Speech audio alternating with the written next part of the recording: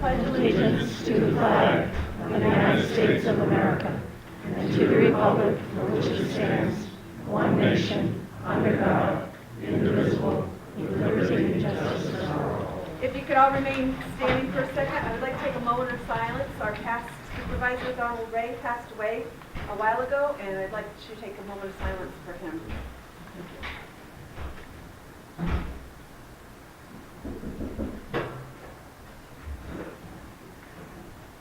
Okay, thank you. I call the public hearing to order. The notice of public hearing on proposed local law of the town of Hopkinton. This legal notice is hereby given that pursuant to Section 20 of the Municipal Home Rule Law of the State of New York, and pursuant to a resolution of the Town Board of the Town of Hopkinton adopted January 8, 2018, the said Town Board will hold a public hearing at the Municipal Building, 7 Church Street, Town of Hopkinton, on the 12th day of February 2018 at 6:30 p.m. to hear all interested parties and citizens regarding the adoption of proposed local law number 1 of 2018 titled Establish Residency Requirements for the appointed offices of Code Enforcement Officer, Assessor, Dog Control Officer, and Deputy Dog Control Officer for the Town of Hopkinton. Said hearing may be adjourned from time to time as necessary. Further information, including access to a copy of said proposed local law, may be obtained at the Town Clerk's Office, 7 Church Street, Hopkinton, New York. Town Board of the Town of Hopkinton by Weekly Branch. So this local law is to establish residency requirements for appointed offices for people that do not live in the town. So I'll open it up for discussion if anyone has any. Luke? My name is Luke Martin. I'd like to say as the co-chair of the Concerned Citizens for Rural Development, Rural Preservation, that we have a rule that in our group we expect people to be respectful when they speak. Does this have anything to do with the residency? I'm talking to you guys up there. I know, but does it have anything to do with the residency law we're trying to put through? Probably not. No, Okay. Sorry. That's okay.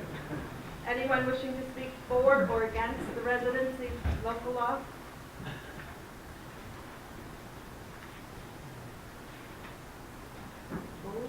Okay. I don't understand what it is. It's a local law letting the town board appoint people that are outside of the town for certain positions. Oh, okay.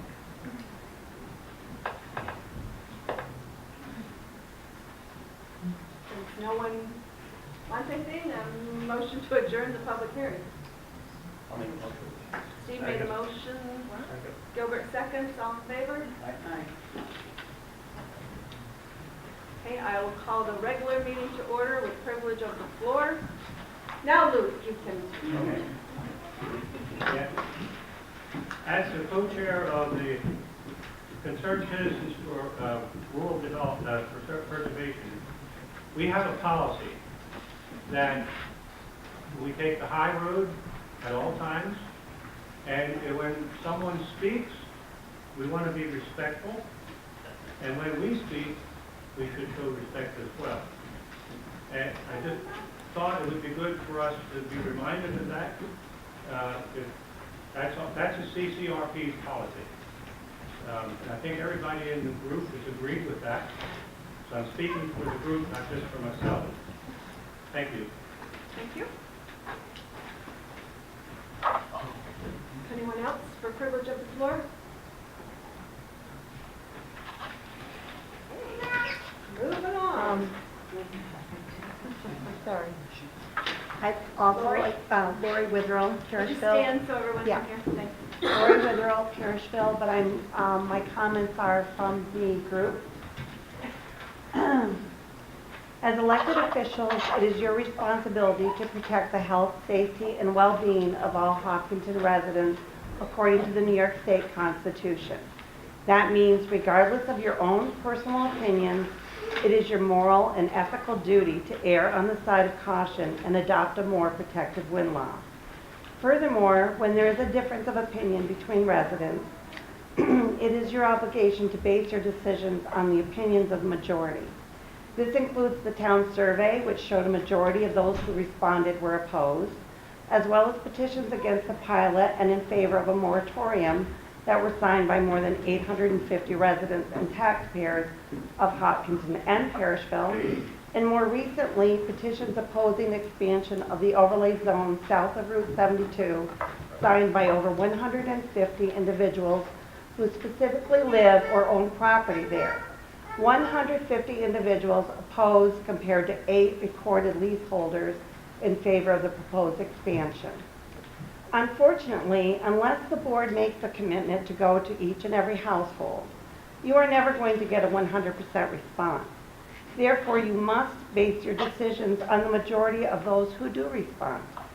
20 recorded Hopkinton leaseholders, including the 8 proposed for south of Route 72, versus 353 residents, property owners opposed to this project.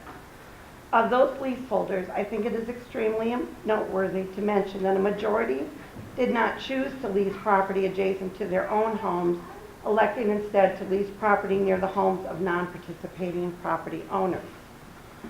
Mr. Parker suggests that the town should forfeit the rights of non-participating property owners, again the majority, by lowering the proposed setbacks and increasing the allowable decibel levels. Furthermore, according to the preliminary scoping statement submitted by Avangrid, the developer does not feel they should be required to acknowledge hunting camps as being dwellings.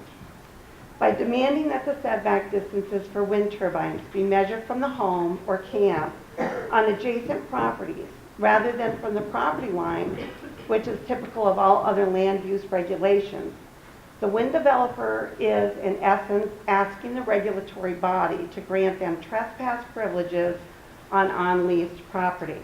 This is known as trespass zoning. The wind developer wants non-participating landowners' property for free. Good neighbors don't demand their neighbor's property to be donated to their tenant. This, in essence, gives future development rights of non-participating property owners to the developer. Non-participating property owners should be able to safely build anywhere on their property now or at a future date without concern for health, safety, or well-being. After all, they are paying taxes on all of the property they own. By measuring setbacks and noise levels from the outside wall of a residence rather than the property line, you are granting trespass privileges on property that has not been leased. As a board, you do not have the right to jeopardize the health, safety, and well-being of non-participating property owners. We must learn from the mistakes of other municipalities. During our visit to Belmont, Town Supervisor Bruce Russell admitted that one mistake they had made was allowing smaller setbacks from secondary roads. That mistake has diminished the potential for future building lots or commercial growth because it would place turbines too close to building structures. These setbacks are not adequate because of noise levels. In addition, these setbacks eliminate the possibility of new construction. Supervisor Russell and Councilman Wayne Rogers also made it extremely clear that 500-foot turbines were much, much louder than 400-foot turbines, an entirely different noise level. Setbacks would have been changed if we had known, Russell stated. When Supervisor Wood asked how much, Russell replied, I don't know, maybe 2,500 feet, and then deferred to Councilman Rogers, who replied, no, at least 4,000 feet. According to the 2009 World Health Organization nighttime noise guidelines, at night, outside noise readings of up to 30 dBA, no substantial biological effect is observed. However, when outside nighttime noise readings reach between 30 and 40 dBA, individuals experience body movements, awakening, sleep disturbance, arousal. While average effects may be modest, the young, the chronically ill, and the elderly populations are affected to a greater degree. The citizens of Hopkinton and Parishville should not be at odds here. Iberdrola, Avangrid, Atlantic Wind, they are the ones who have been the bullies and the fearmongers throughout this process.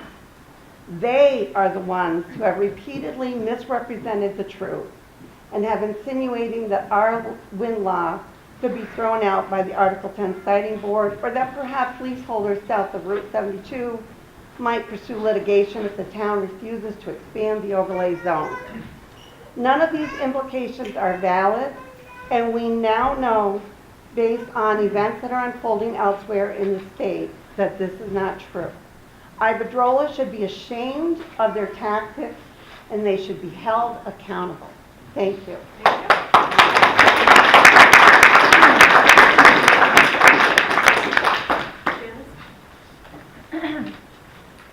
In my research, what I found most troubling was the accounts by children who lived among the turbines. Children are among the most vulnerable to disturbances such as infrasound and noise.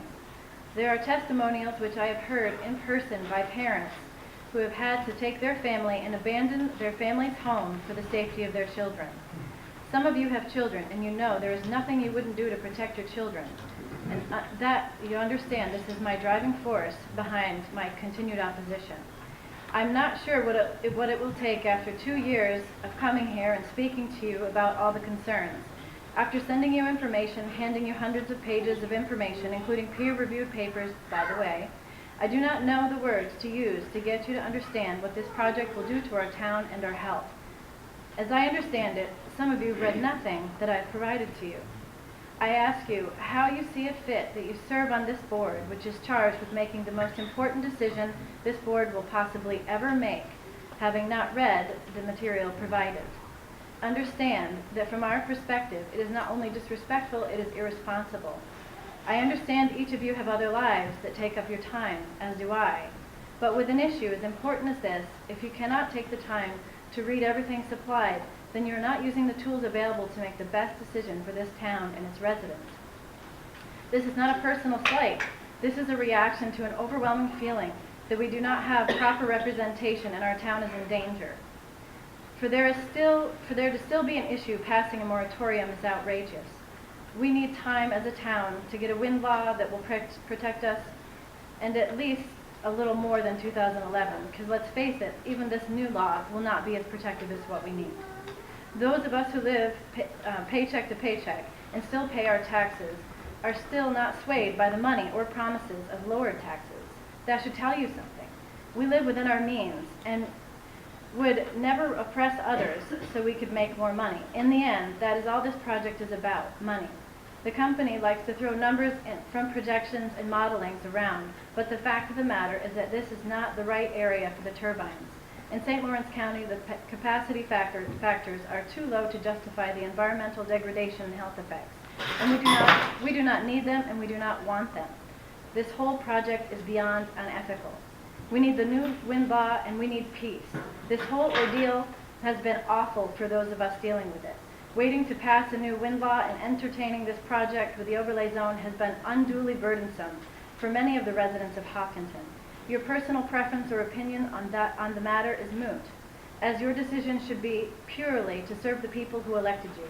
If you continue to assert that there are large numbers of supporters, I request to see those names. We want the proof of all of these people that support this project. I also want references of all of your assertions. I have given you stacks of papers, and so have others such as CCRP. This is a reasonable request of you since you hold our fate in your hands.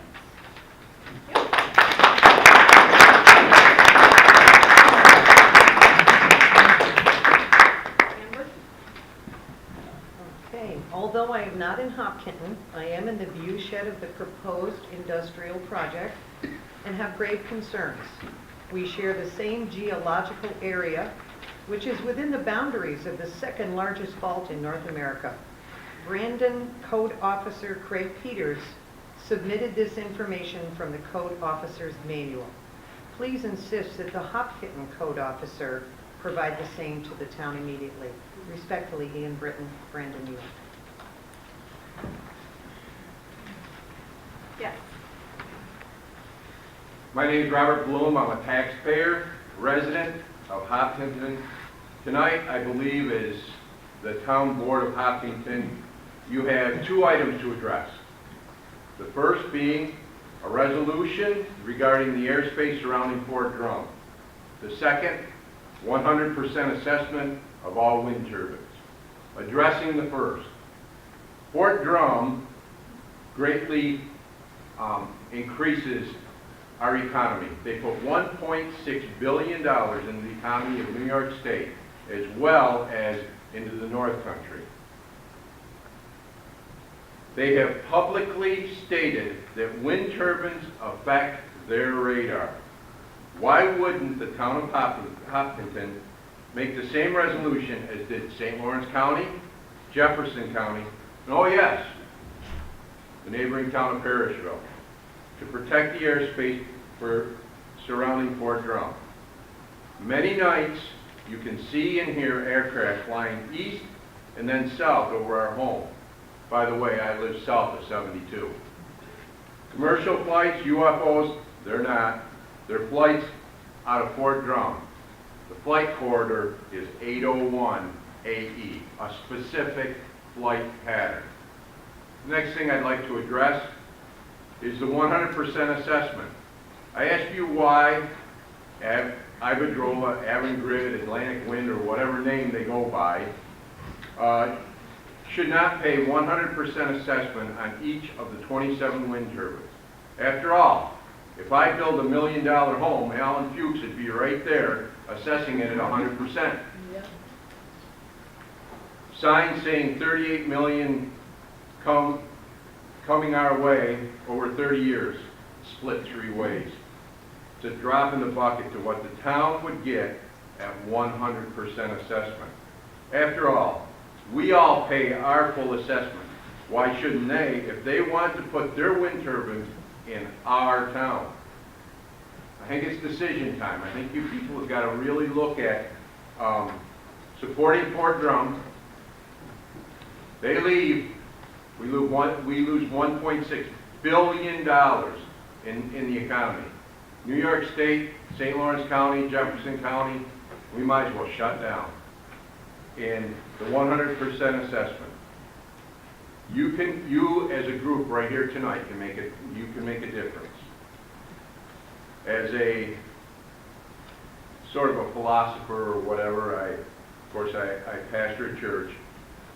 Coming together is a beginning. I want you to listen to this. Keeping together is progress. Working together is success. We need a successful town board that will work together. I'll go to meddling. I don't see that in this town board. I see a bunch of divided people. We want success as the town, not as a bunch of individuals. Thank you.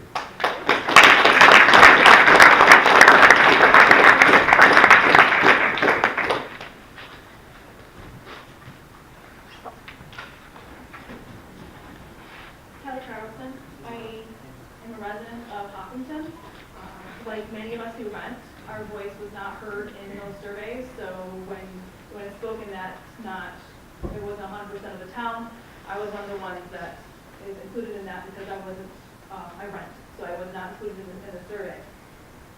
As a mother of two young girls, and also as a teacher, I've been in and out of the Parrishville School District. I teach elsewhere now. I value the education that is here in Parrishville. I would like my young girls to grow up here. We are in a position that we would like to buy a land or a house. We have not acted on anything that's for sale in this township or a neighboring township because of the turbine issue. So I'm an example of younger family coming in that could be on the tax roll that is still not going to be on your tax roll because of your turbine issue. When Lori Witherell spoke of Belmont, in case some of you aren't familiar, Belmont is the newer phase of the Jericho Rise project, or near the Jericho Rise project. We need to learn from our neighbors. 4,000 foot setback. If they're saying after the fact that we should have gone with 4,000 foot setback, we need to learn from it. Don't go down the same road that our neighbors down the road have gone. 4,000 foot setback. And that should be from roads as well as property lines. You have a huge undertaking here. Like the last gentleman spoke, you could come together and do the right thing for the town, meaning the people of the town. So please do the right thing, ask for what the people would like and have spoken for. You have multiple correspondence, you have multiple surveys that indicate what the town wants. Please do the right thing.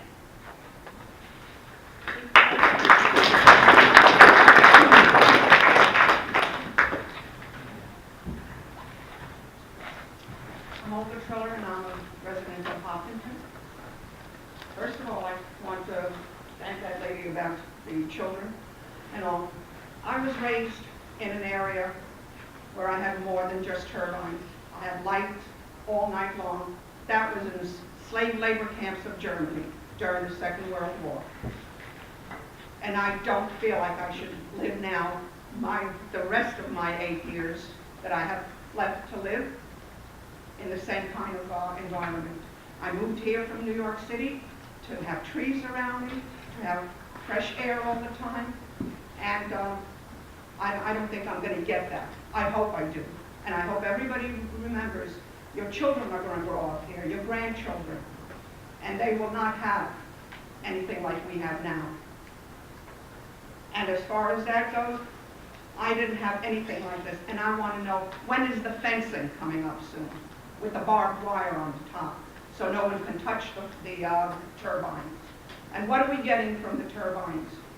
Not the everyday person that's working on a farm, that's raising children. They're not getting any of the electricity that is going to be there. We're not getting it for free. You know, if this was going to be for us personally, then maybe we should think about it. But it's not. It's going to New York City. And that's the fact. So I think as a board, as mothers, as grandmothers and grandfathers, and as people who fought for the United States, who are veterans, and who are still thinking about it. And I may not have fought the other thing, but the first person that ever was nice to me, gave me food, and gave me everything that I even know now, is an American soldier, an Army soldier, and I respect them, and I will fight for them anything. And if they want to live on a place like this, I will pay for them to come and live here, but not with the turbines. I don't think we need them, and I don't think I would want my grandchildren living around something like this. Thank you very much, and I hope I didn't...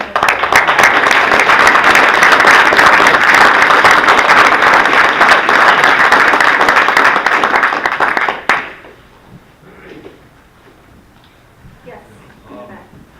I don't live in the town of Hopkinton, but my wife's family Your has name, owned a sir? camp up to Lake Azonia for 50 years. Could we have your name? DeBeer, Ronald DeBeer. Okay, thank you. And every year we get a tax bill, and every year that the property, about every 2-3 years, it's reassessed. And every year it goes up. And if you want to camp up in Lake Azonia, you have no fire protection, and I think the wind turbines, well, you really don't, because by the time the fire department gets there, the freaking place is going to be burnt down anyway. So, and I want to speak to you, lady. My father was under Nazi occupation in Germany, and if he was alive today, he would be ashamed of the town that would be against wind turbines. You have to look ahead. You know, we're running out of oil. Nuclear power is not an issue. You better think twice about what you're doing here, because nobody wants to dam up any rivers anymore. What are your alternatives?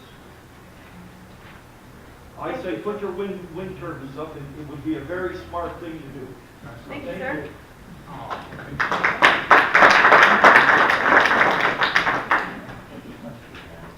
Jeff?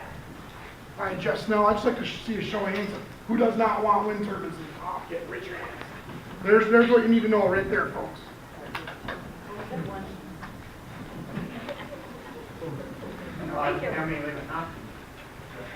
We're not going to get into that debate. It started. Anyone else? I don't know who has their hand. You did, sir.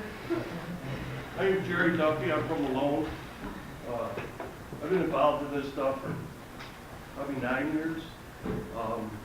Malone got him out of the community, thank God. My personal is I've been around it a long time. An attorney came up with a bottleneck. In other words, Northern New York has too much power now.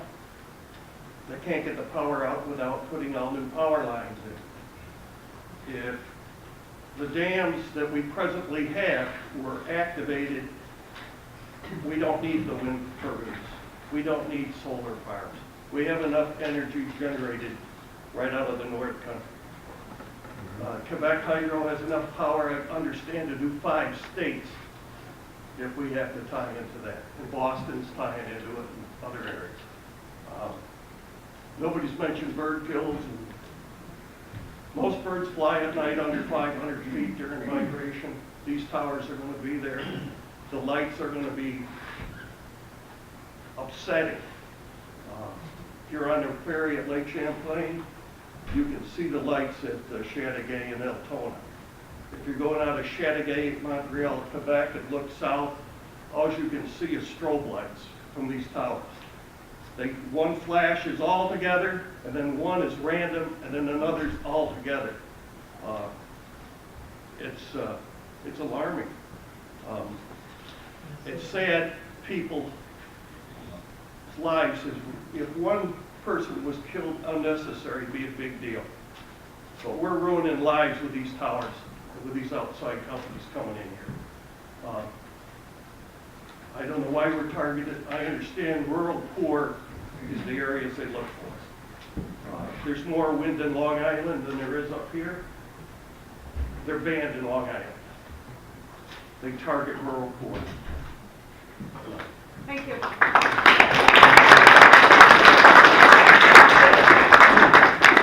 Yeah, I'm Dick Akins, I'm from Hopkinton, and I think your town board is doing the right thing. You're investigating what 100% assessment is. And I think you need to let that process go through. I also think we need to work on a pilot to have something to compare it to. You need to let the cycle work if you're really interested. Also, I made some inquiries the last few days. I talked to Steve Green about the highway department, if he treats south of 72 different than he does the north. And he plows the roads and he builds the roads the same. I talked to Alan Fields, and he assesses the same. Woods is woods, woods are like that. I checked our building inspector, our code enforcement officer, Joe McGill. He says anything that can be built on the north side can be built on the south side. We have bedrock on the south side, bedrock on the north side. There's, as far as you're concerned, there's no difference in what can and can't be built. The only difference I found, DEC changes to the hunting a little bit between north and south of 72. They say there's more deer on the south side. Is that affecting windmills? I really don't think so. Getting back to the comment on Fort Drum, we're way beyond Fort Drum dinner. If windmills going to interfere with our defense, Wrong. we've got a real problem with North Korea. All they got a bunch of windmills, we can't touch them. But we're 46 miles, what I've been told is a little far beyond that. You know how fast the jet goes I'm there? talking Jackson. Yeah. So that is my point there. I think you need to let the process work. If you really want to find out what the town can get. Making a hasty decision halfway through isn't right. Thank you. Thank you. I'm going to do a couple more. You had a question, comment? No? Yes. Oh, yeah, okay. All of the above. My name is John Mahoney, and from my living room on Fletcher Road in Hopkinton, I look out on trees. In my kitchen, I look out more trees. Being a retired forester, this is what I want to look at. Not 500-foot towers. Anyway.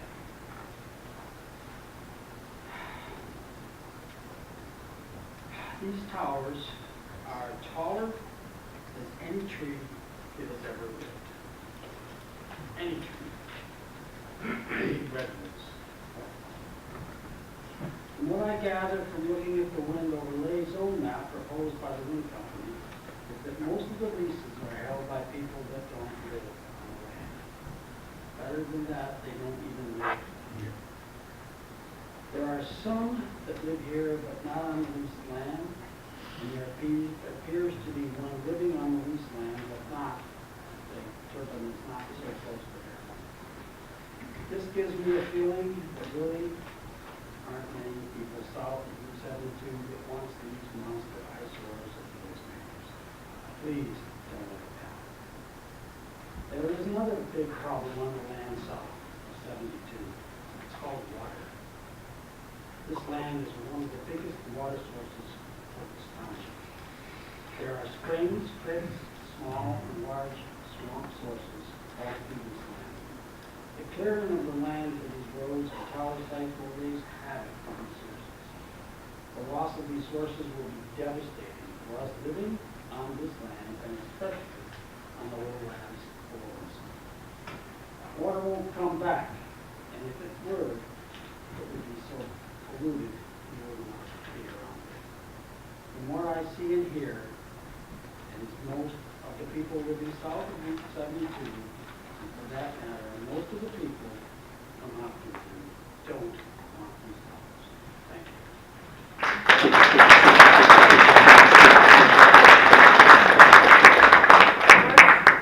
I'd like to ask the board if they could explain the difference between the orange area that was removed from the overlay zone and the difference between the rest of the town. The orange area that is in the present overlay zone map Okay. was removed from the original overlay zone. Is that the area that was Converse Road? Yes. Okay. What is the difference between that and the rest of the town? I need Mr. Akins to have an explanation of that. I can answer it. Go ahead. Is that the same Orange Central School District? Is that what you're looking for? So there's another school district that is in that orange area, and that's why they were excluded from the overlay zone.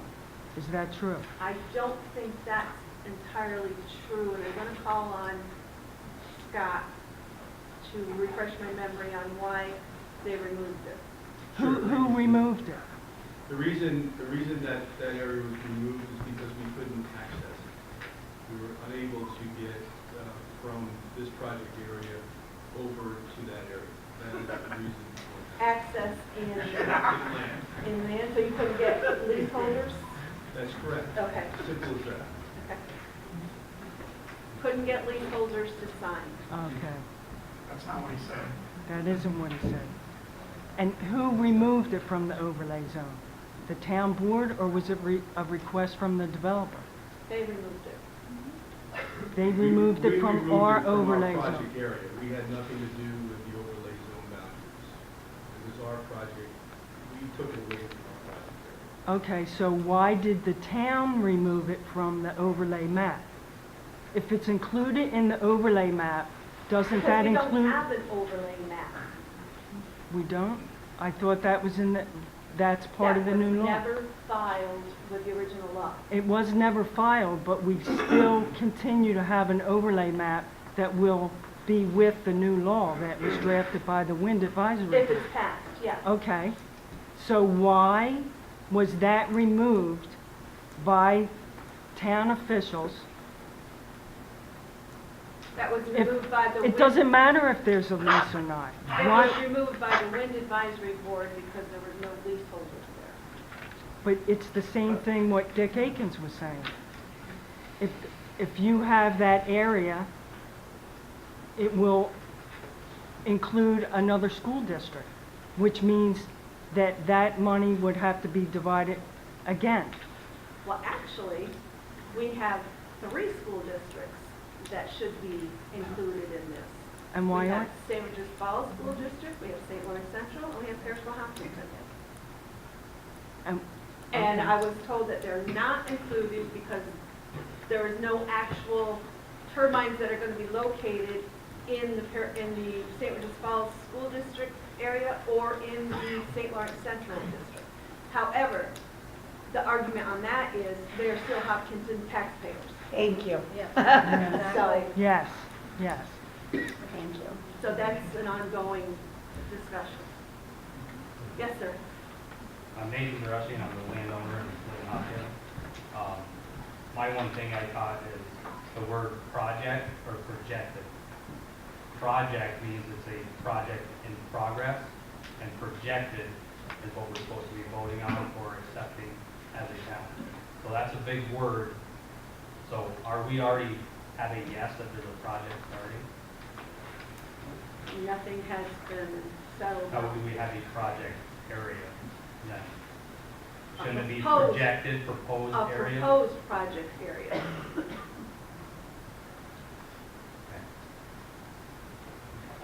Okay, I'm going to answer a couple, or have a couple more questions, and then we'll, yes. Kelly Johnson, Ayala, Hopkinton. I'm here today to thank you for doing the hard work to protect my family, to protect my family's health. Regardless of your personal opinion or economic theories, you must act to protect the health of the residents. My family, we would like to stay in the home that we have made in Hopkinton. We moved here and raised our daughter, who then made a decision to stay here. That can be hard for a 30-year-old. We want to continue to enjoy the landscape and the soundscape, free of the industrial stress of 40-story skyscrapers. We'd like our clean well to be free of problems caused by blasting and concrete construction. I'd like to never again witness the bird kill, ice throw, and shadow flicker I experienced in Franklin County. Please, I'm asking you to protect my family from the invasion of this industrial wind farm. Thank you. Thank you. Yes, ma'am. Hi, I'm Pat Walton, and I live directly on the line of the proposed project, not a half mile from the proposed turbines, and well within the area that would be impacted. My life was threatened by a close family member of a leaseholder because I spoke out, but I must stand for the truth and do the right thing. We, the people, have presented you and the Wind Advisory Board with so much evidence that is backed up by science and medical professionals across the country and victims across the world, that industrial wind turbines can and do cause sleep loss, tinnitus, high blood pressure, heart problems, learning problems, anxiety, inner ear disturbances, and many other health issues, as well as destruction of birds, bats, owls, eagles, raptors, including the many threatened species that I observe in my backyard and in the project area. In addition, they disrupt our wildlife, forests, and the very earth and groundwater in the vicinity. Are you listening? Please, please heed the recommendations of the Wind Advisory Board. They did listen, and they did their homework and research. Now, with longer blades and louder engines, we'll need even larger setbacks than ever. The setbacks are from the center of the turbine, making the turbines even 200 to 250 feet closer than the setbacks indicate.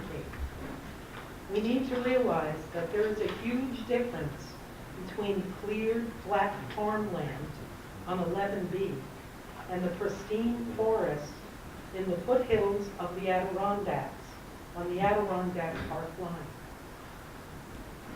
The proposed project south of 72 would hug that line and checkerboard around and through Hopkinton's two state forests, the very forests that were created to protect our many waterways and aquifers that abound through and around these lands. And we also must point out that the roads south of 72 are largely dirt roads, and many of them are single lane only. And these are the roads that will be trespassed by the turbines if they come to our area. We must protect these lands. Some of us have been misled by the wind company representatives.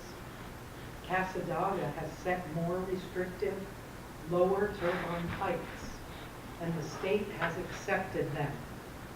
I have firmly believed, and rightfully so, that we can set more restrictions on height and setbacks, and well, we should.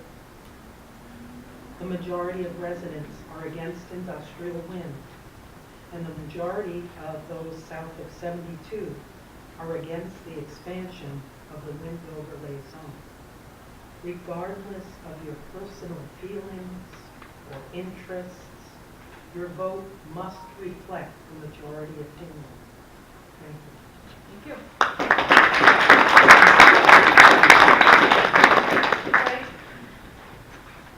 Frank Hopkinton. I didn't write an essay. What I heard for the airspace at Fort Drum, Colonel Polk, Right. he set a perimeter, 42 nautical miles, 47 statute miles, for over 67. It's not an issue. The land south of 72, I'm talking about pristine state forests. What you got now is private property that you're looking at. That's what Avangrid is looking at. A lot of that land's been logged off. It's been cut. Roads been made. Those roads belong to those landowners. If they have to be widened, so be it. It's the landowner's problem.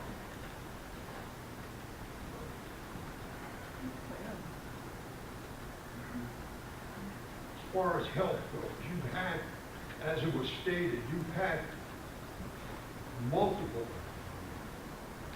information packets for health, sound, environment. Both sides have given it to you. You can get anything on the internet. You can get pros and cons. It's up to you as a board to sift through this stuff. Come up with the best judgment for this town, regardless of the people that are here that don't live here.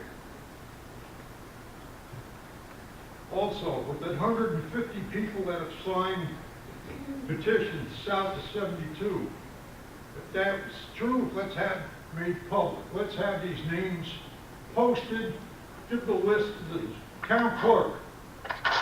See if these are legitimate residents, 18 years or older, that can vote. Responsible people, not kids told by their parents to sign. Thank you.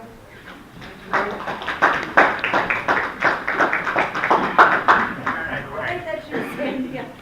I could only see the tips of your fingers. Hi. My name is Sandy Main, and I live in Hopkinton.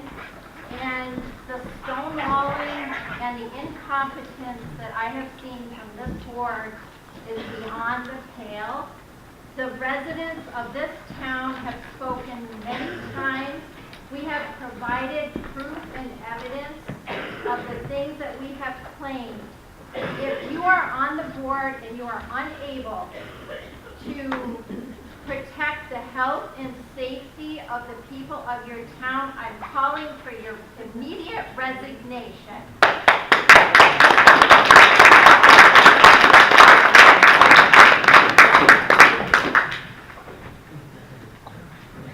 So this one is all that have signed, and this is just south of 72? Yes, the larger one is the whole 850, and anyone's welcome to pick the ones that are Hopkinton versus Parishville. You'll have to use the tax roll, of course, because some people live in Parishville but own property here. So it takes a while. I've done it, but if somebody wants to challenge it, they can do their own research. But the other one is strictly adults who live or own property south of 72 in the town of Hopkinton. Okay, Thank you. thank you. David? David Slater, Nickelville. I was just curious if anybody knows if the environmental wildlife studies have been concluded as of yet related to the properties of both projects. I didn't hear the question, If David. the environmental wildlife studies have all been completed in the proposed project area, I believe they're still in the process of doing that. and are they current? Are they current studies? I thought I read some information on ones that were in process or have been completed, and I could be wrong here, that are a little dated in nature, considering what the current migration paths are, or given what the wind towers out in the Shadgate area, what impact they've had over the last 9 or 10 years, positive or negative, either way, but just to get the current information. And you don't think that's been completed yet at this point? I don't, but I will check into it. Okay, we're going to move on with the meeting now. Thank you, everyone, for your input. Approval of the minutes from January 8, 2018. Gilbert made a motion, second. Sue seconds, all in favor? Carried. Approval of the financial report for January 2018, a motion. Steve made a motion, second. Kelly seconds, all in favor? Audit of the bills. Vouchers number 19 to 50 in the general account for $9,349.21. Vouchers number 7 to 24, highway account for $40,360.64, and vouchers number 2 to 4 in the VHLS account for $827.25. Any questions? A motion to approve? I'll make a motion. Steve made a motion, second. Gilbert seconds, all in favor? Carried. Review of the budget report to date from the general fund. I need a motion to transfer from A1990.4 contingency account to A1010.4 town board contractual account for $116. A motion? Sue made a motion, second. I'll second. Steve seconds, all in favor? Okay, carried. For correspondence, we got notice from Department of Transportation regarding the bridge program.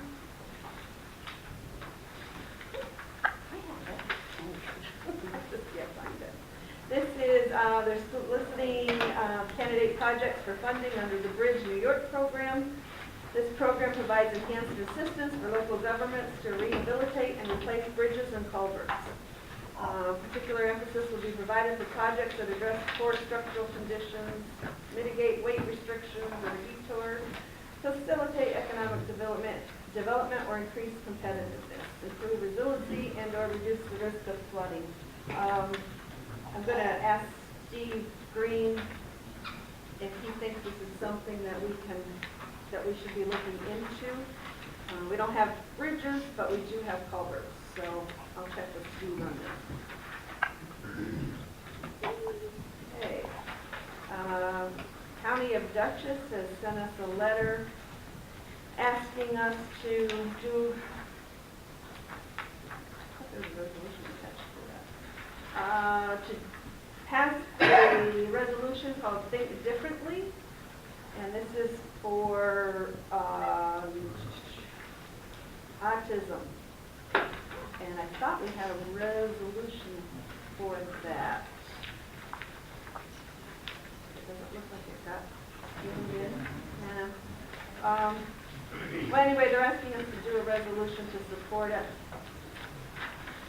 I will resend the resolution and we can table that till next month. What happened to it? Next one was the Arbor Day Community Grant.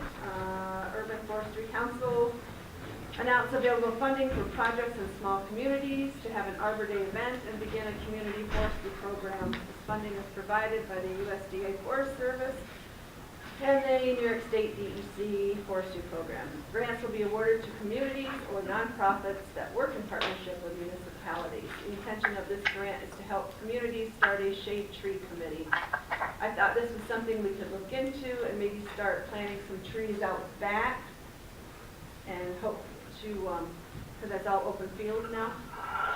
So awards will be up to $1,000, so I didn't know if the board wanted me to pursue that. Okay, anyone else? Yep, okay. So yes, I'll look into that. We got an invitation from the Tri-Town Winter Carnival to participate in the parade, which will be Saturday, February 17th. Parade's at 11, line up 10 to 10:30 at St. Lawrence Central School. I didn't know if anyone was interested in riding and waving. I'm busy helping my daughter with the parade, so.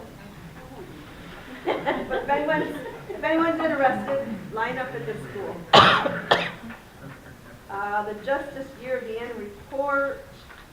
I'll need to have everyone sign off on this. Apparently they want more information than we were giving them in the past, and there's a whole form to fill out. So I will fill that out and have everyone sign off, and we'll send it in.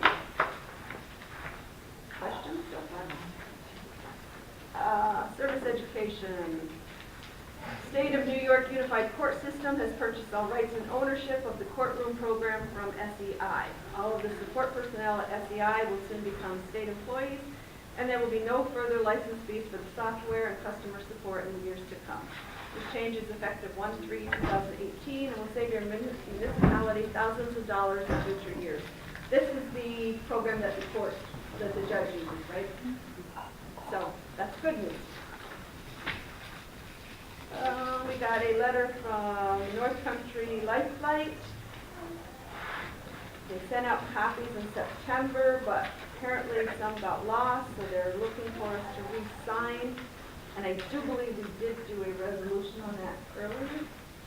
We put it in the budget, we never did a resolution. Oh, okay. I wonder why they didn't spend it this year. Okay. So we still need to do the resolution.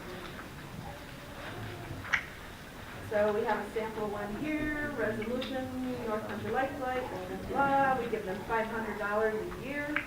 So I need a motion to do the resolution and enter into contract with them.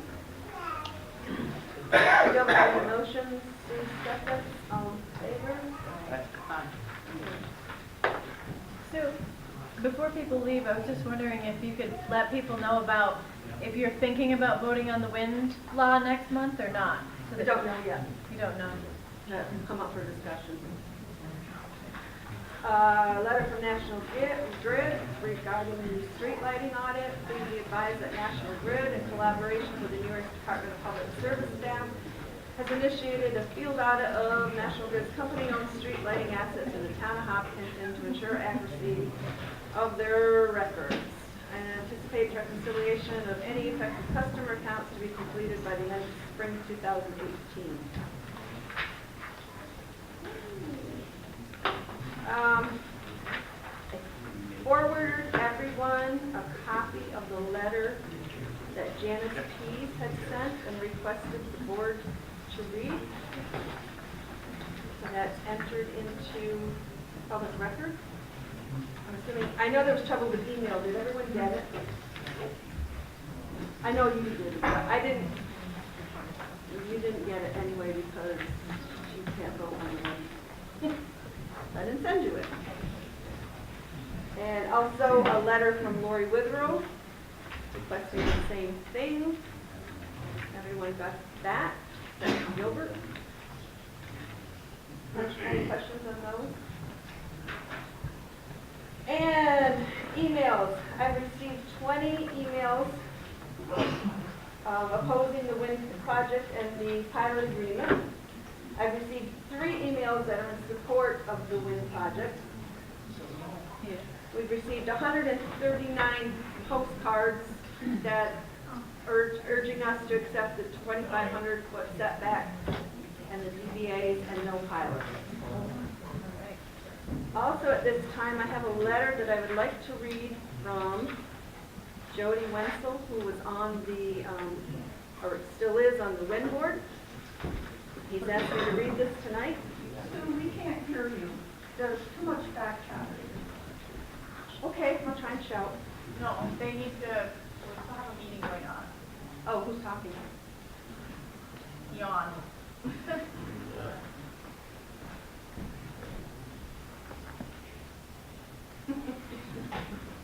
Yeah, somebody's passing candy around back here. To the members of the Hopkinton Town Board and the public, my name is Jody Wenzel. I apologize for not being able to make this statement in person, but my schedule simply wouldn't allow it. I am currently a member of the Hopkinton Wind Advisory Board. I am also a resident of this town who will be located directly in the center of this project should it move forward. I will have turbines on all 4 sides of my residence. During the time the Wind Advisory Board worked on constructing the new wind law, we spent countless hours reading materials provided to us by people representing both sides of this argument, as well as conducting our own research. This included seeking out reputable research, and some of us took it upon ourselves to visit some existing wind farms around the area. I read and carefully considered all of the materials that were provided to me, both for and against this project, and formulated my own opinions based on site visits and my own research. With this information in hand, we discussed, argued, compromised, and eventually proposed a new wind law that we felt was fair to both sides while protecting the community and modernizing the law to reflect the reality of today and not the reality of 2011 when the prior law was written. The project proposed in 2011 and the project of today are very different and require different laws and regulations guiding it. In the end, I feel like we proposed a very solid and fair law to the board.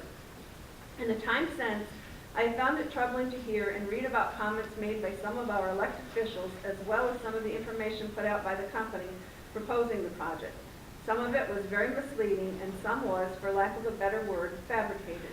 Whether for or against the project, officials have an obligation to do research based on the information available to them and to provide information to the public they know to be true to the best of their ability.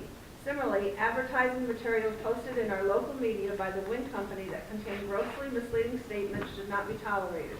Unfortunately, this has not been the case. The wind law that was proposed by the Wind Advisory Board does not give everyone everything they want. There were compromises made. This is how our system of government is supposed to work. We make concessions to get the best results for everyone. The law by no means prevents this project from moving forward, but it also guarantees protections for the community the previous law did not. Despite what we read in the paper recently, it is imperative that this law be passed without further delay. While it may not be essential, having this law in place before the company files their application puts the town in a significantly better position than waiting until afterwards. As can be seen by other municipalities, companies behind large projects such as this frequently pull out every legal method at their disposal to challenge aspects of the law they disagree with. Having it in place before the application is filed will provide the town in much better position if and when that happens. I have my opinions about this project. However, when asked to serve in a public capacity, I did my best to be fair to both sides of the argument. If there are reasonable fact-based arguments why aspects of the law should be changed, then they should be openly stated with supporting facts. If, however, the only argument is an unfounded opinion or the pursuit of personal riches, then it is the obligation of this board to pass this law. The time for discussion must draw to a close and action taken. There is too much at stake for further delay. Thank you. Jody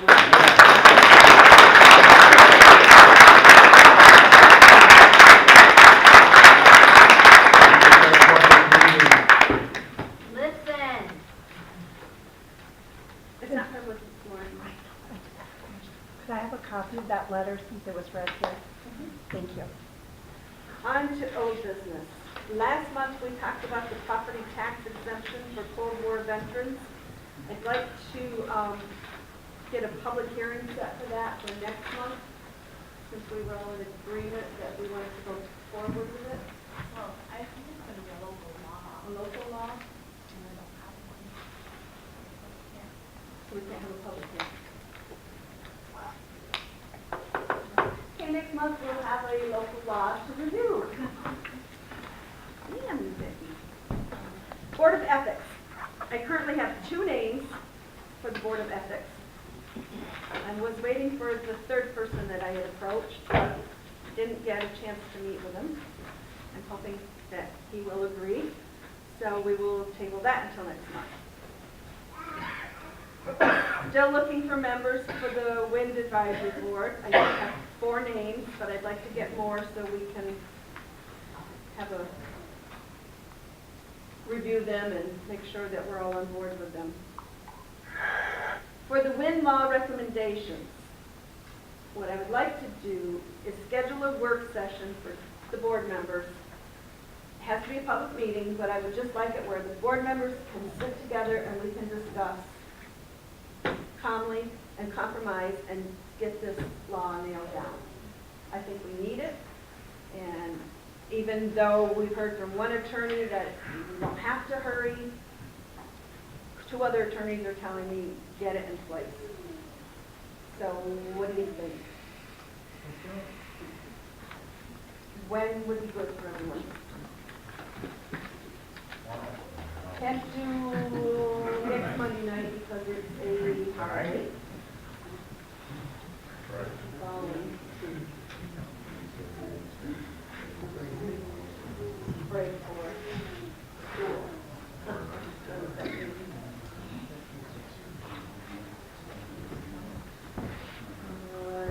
Tuesday the 20th. Steve, are you available? No? Okay, let's go to the next day. 21st? Nope. Okay, how about a date, Steve? Maybe you should recuse yourself. 27th, Tuesday the 27th. Tuesday the 27th? Does that work for you, sir? Vicki? Let's set a work session for Tuesday the 27th, 6:30? Okay. What did I say, 27th? Okay, Tuesday the 27th at 6:30. It will be a public meeting, but again, it will not be, there will be no public privilege. Probably we'll have to have it here. Town hall. Okay. Moving on. Supervisor update. Reading through all the emails, still reading all the material that's been sent, and trying to meet with the attorneys. We did have a conference call. Weeks ago? Kelly and I participated with the school's attorney, our attorney, and the county regarding the appraiser and how we want to move forward now that Pearsall is out of the project. So we redid the agreement, and that's being sent for everyone to sign, and then a letter will go to Avangrid. Code enforcement. 0 building permits issued. 43 total permits to date. 0 demolition permits. We're 7 permits down from last year. 2 violations and complaints.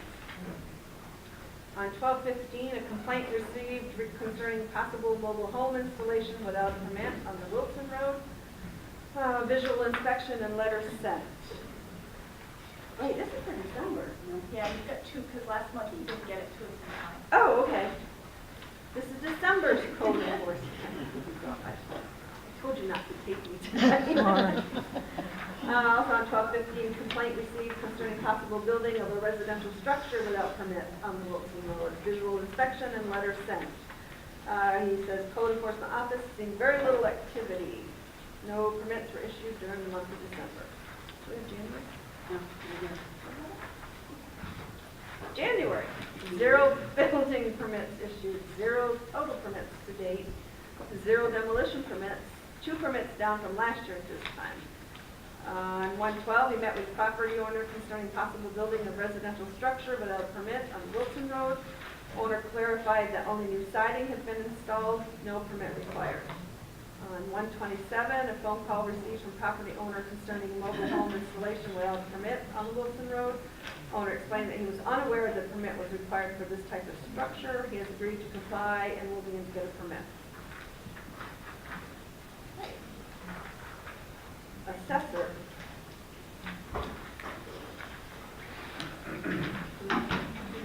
No report? No, this is line. No report from the assessor. Library?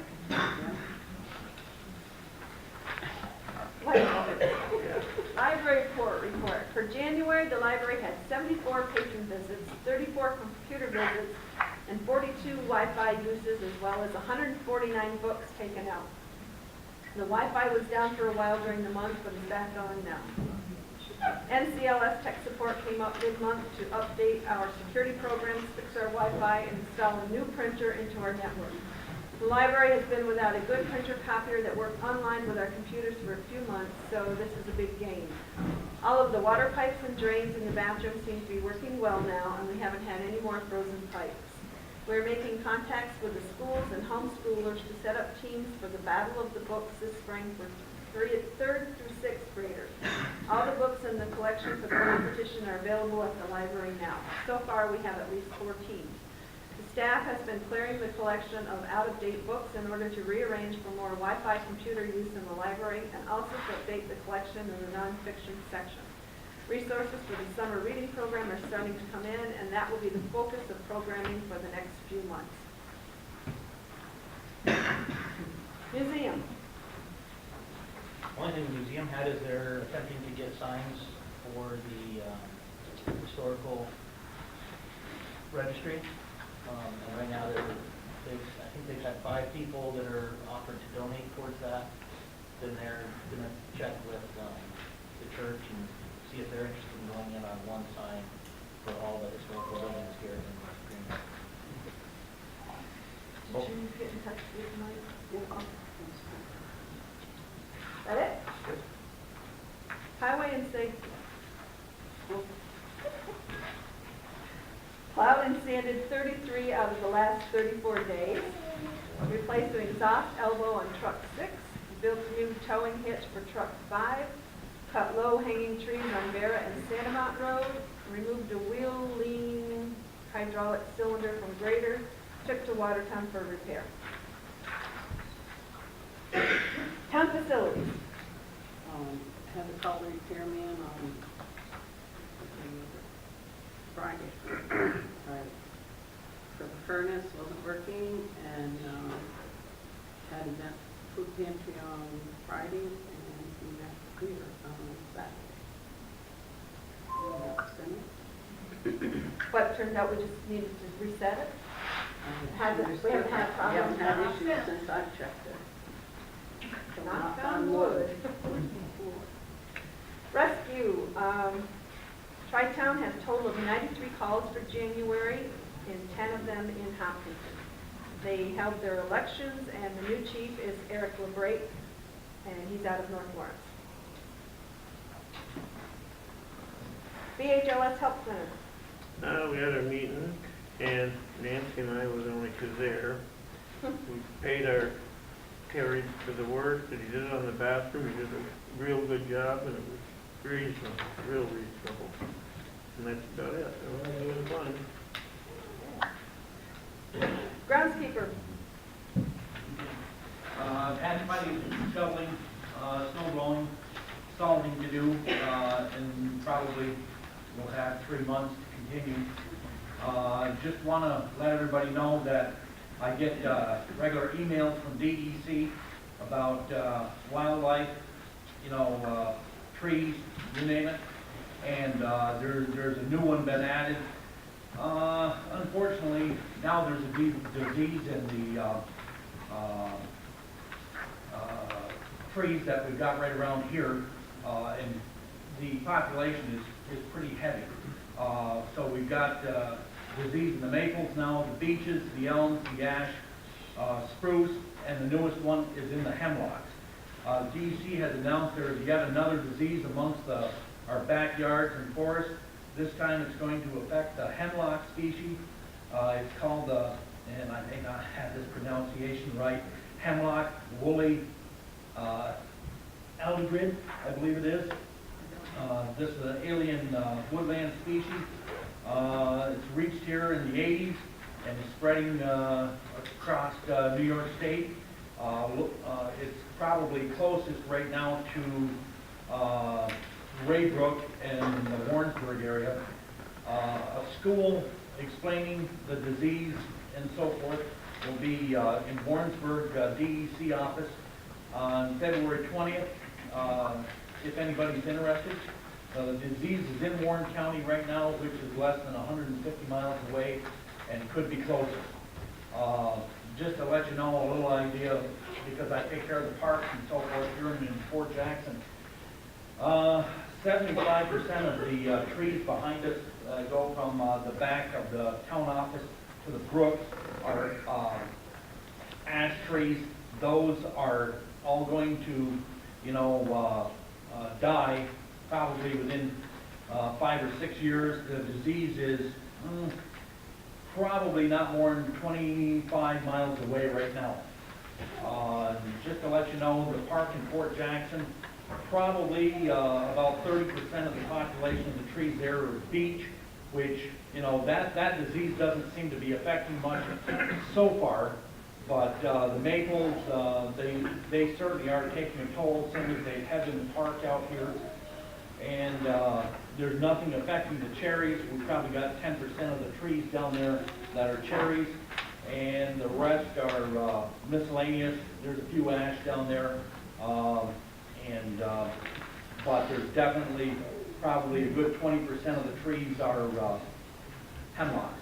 So I don't know what we're going to have in the future, but it's not looking good. So thank you very much. Yeah.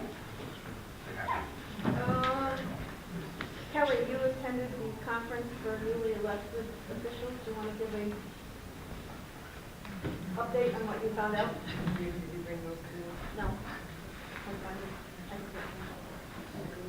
I think the two biggest things that I took back that would affect the town, I mean, I learned an awful lot there, but the two biggest things that would affect the town is that there is an energy, I can't remember the name of it. It's like an energy audit.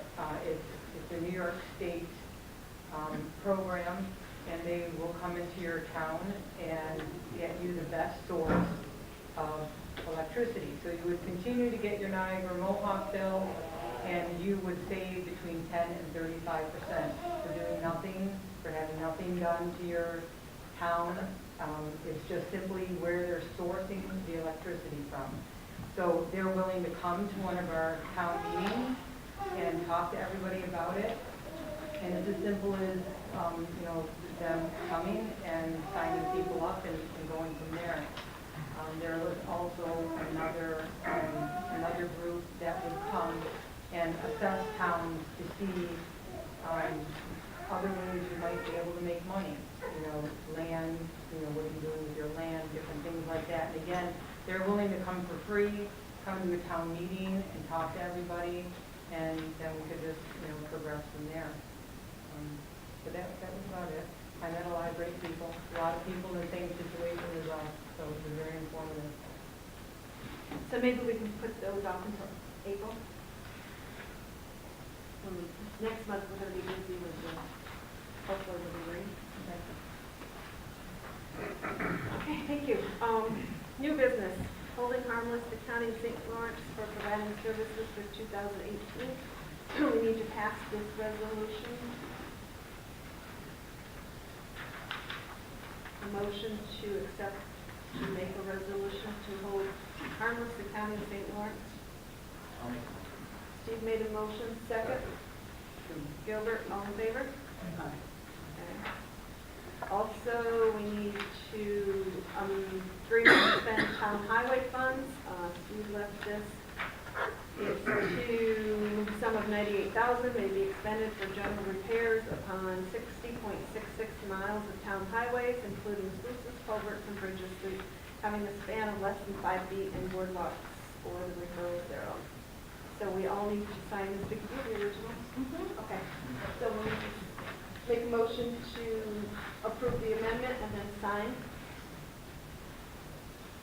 A motion? I'll make a motion. Sue made a motion for the agreement to spend town highway funds. Second. And Gilbert, all in favor? Okay. Last thing, next to last on my list was a junkyard issue.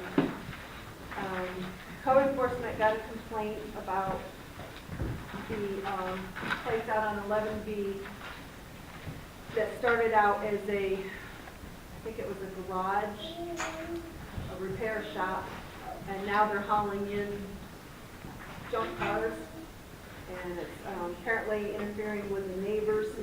And we don't have any laws on the books. We've always gone just by what the New York state laws were for the garage. So Joe would like us to look into something for a junkyard law. So we can only haul in so many junk cars. I think I sent you all that correspondence from. I know I responded to Yeah, that. to the table and Tony that does.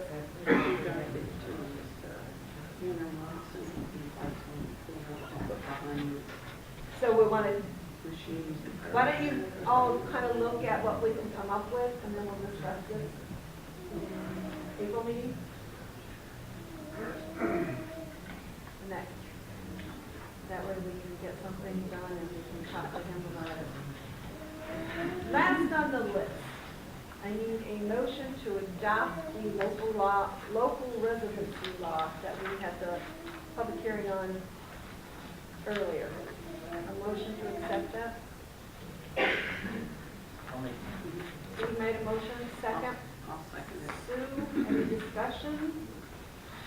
All in favor? Carried. Anything else? We covered everything. A motion to adjourn. Sue made a motion, second.